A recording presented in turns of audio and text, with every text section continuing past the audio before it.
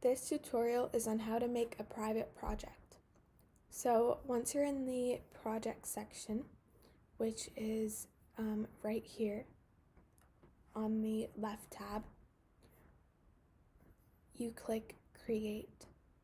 So give your project a name. So I'll name mine Example. And you can create and edit. And to make it private, you can click right here on Invitation Only. And you can make it a subtask if you'd like. And make sure that you make the project manager yourself or whomever you would like to make this project only visible to. And then click Save. So now if you go,